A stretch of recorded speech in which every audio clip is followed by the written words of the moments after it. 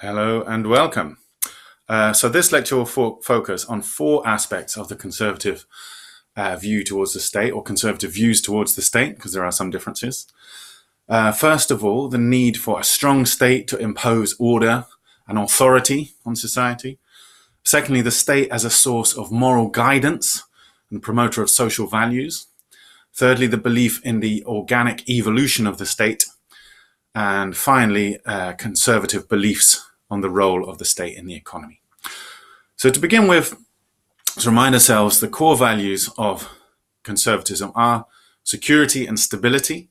And so conservatives tend to favor a state which upholds stability and security above all else. As we've seen in previous videos, conservatives believe human nature is flawed, both morally and intellectually. People are greedy and sinful, with a limited capacity for rational thought. Now, this belief alone suggests the need for a strong state to impose order and to deter our natural urges to abuse and attack one another. There is a clear contrast here with the liberal view of human nature, seen most clearly in the differences between Locke and Hobbes's competing visions of the state of nature. Both John Locke and Thomas Hobbes were writing in the 17th century, which was, incidentally, a time of great tumultuous change across Europe, and particularly in Britain, the English Civil War and so on. And they both wrote about this idea of the state of nature, which is an imaginary society without any political authority, without any government. And for the liberal John Locke, life in the state of nature would be sort of okay, tolerable, characterized by rational cooperation and respect for one another's rights. It wouldn't be ideal, however, and therefore rational individuals, he argued, would consent to a state authority in order to guarantee natural rights, to ensure that contracts were upheld and to punish transgressions. And this is in stark contrast to the conservative Thomas Hobbes' vision of the state of nature, in which life would, he said, be famously nasty, brutish, and short, a permanent war of all against all, as a result of man's innate tendencies towards brutality and sin. Only an overwhelmingly powerful state will be able to impose order on such an unruly mob. Harsh punishments would be necessary to deter our natural urges to hurt and abuse each other. Thus, for conservatives, any kind of functional society is effectively impossible without a strong, powerful state. And thus, conservatism has always been characterized by a strong belief in authority and the need for powerful authorities and authority figures. This is necessary not only to impose order, but also to give people the security and comfort of knowing where they stand in the social hierarchy. In addition, conservatives have tended to view a strong state as necessary to guide human morality, to impose a code of moral behavior. So traditional conservatives have emphasized the importance of the church, for example, as a source of moral authority, in particular the Church of England, in the UK anyway.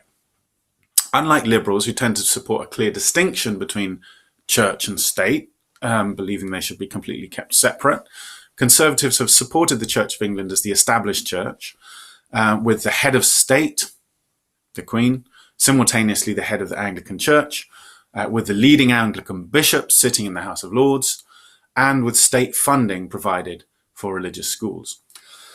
Likewise, when the new right began to emerge in the 1970s, they argued that what they called the so-called permissive society of the 1960s had led to a breakdown of social order.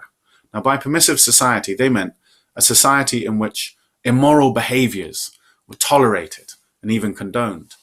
They objected to the liberal social reforms that had taken place in the 60s, which in the UK included things like the decriminalization of abortion, the decriminalization of homosexuality, and the abolition of the death penalty. Such reforms, argued the New Right, constituted an abdication of the state's moral responsibility and had led to a breakdown of the natural order, with the result that people no longer knew right from wrong.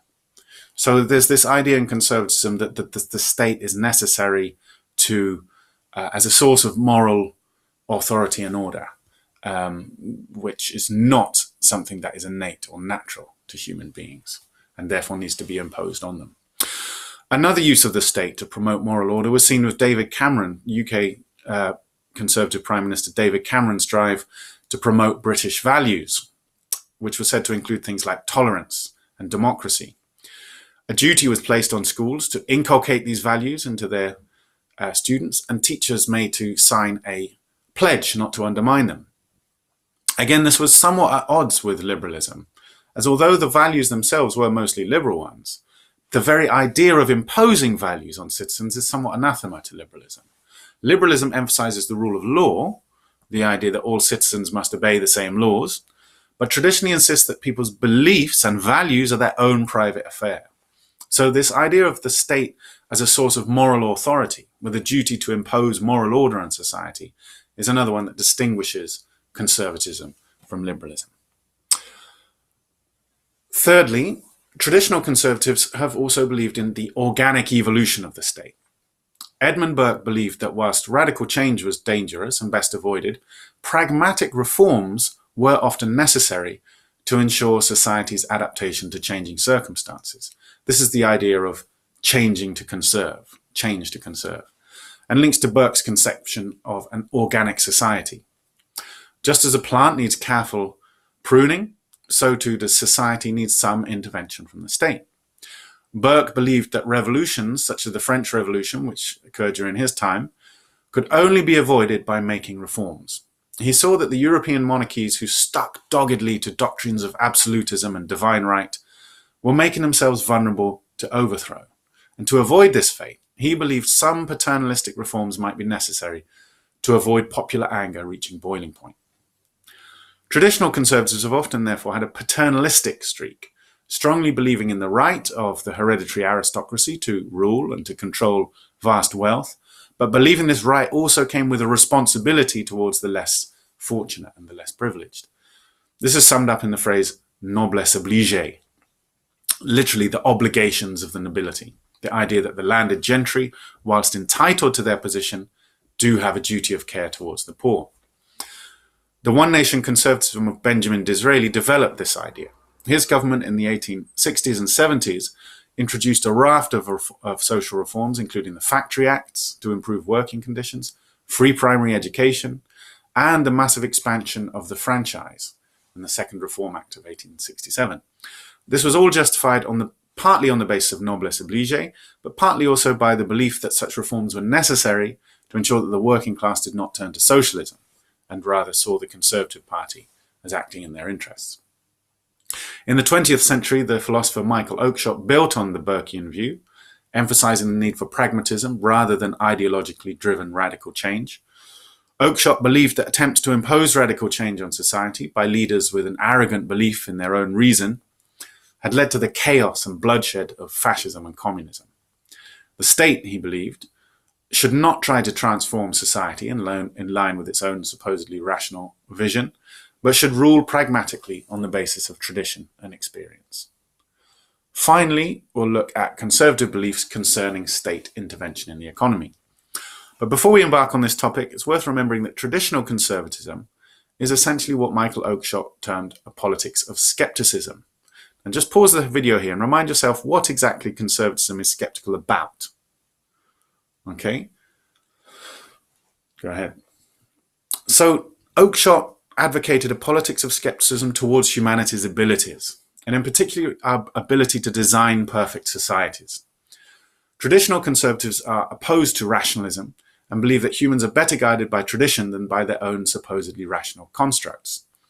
So in this sense, traditional conservatism does not advocate necessarily one specific economic theory, as it's suspicious of any economic theory claiming universal validity.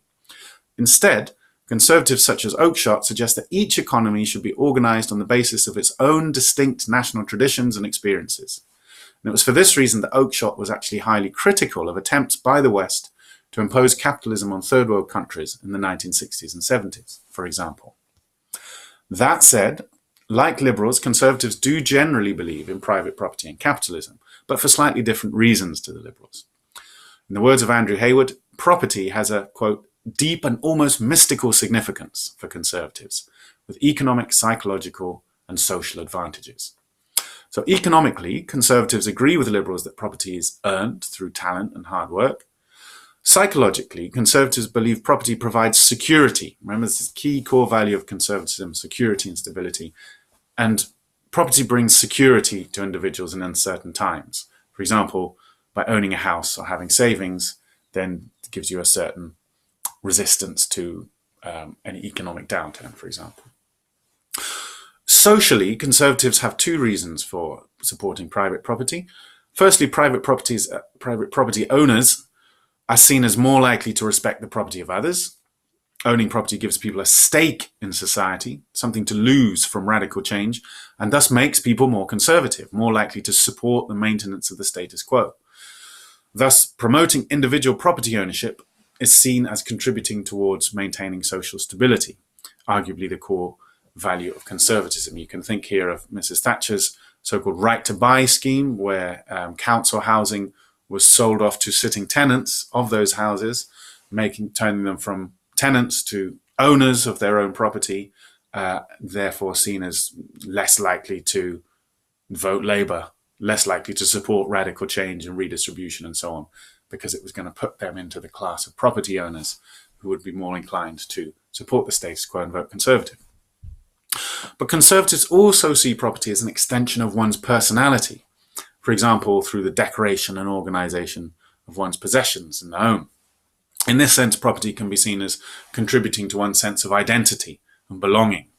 This is especially so with inherited property, which provides a link to one's ancestors. So in this sense, property promotes a sense of psychological security as well as economic.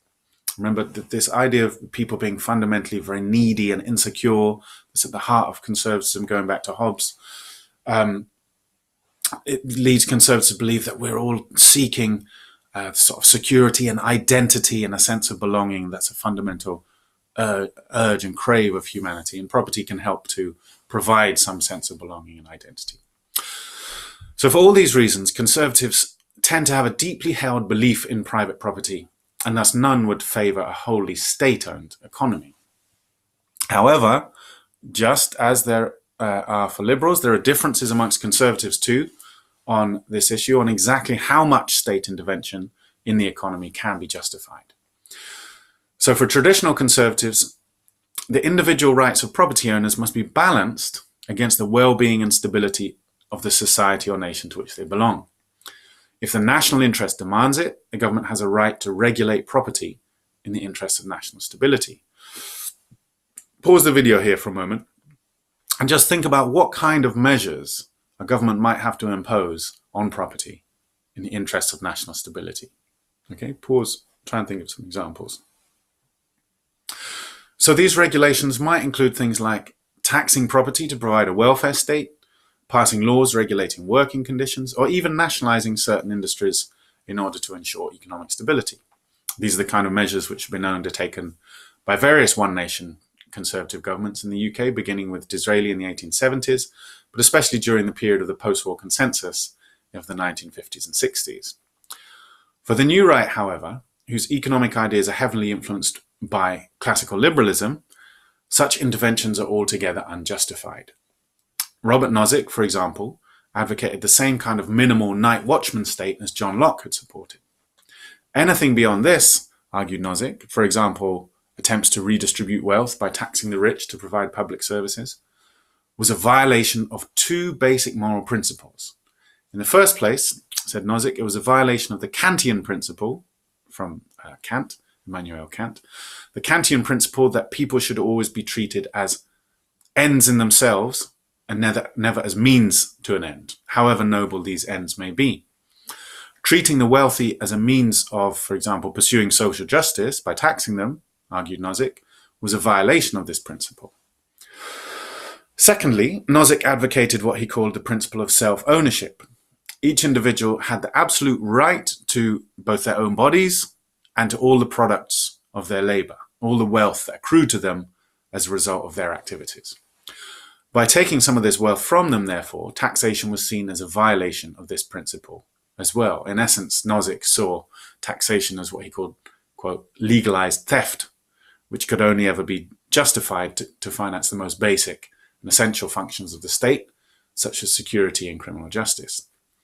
Nozick was a free market radical in his economic views, therefore thoroughly opposed to any state intervention in the economy. Ayn Rand came to similar conclusions. Now just pause the video here for a minute and think, what do you think Michael Oakeshott would make of Robert Nozick's proposals?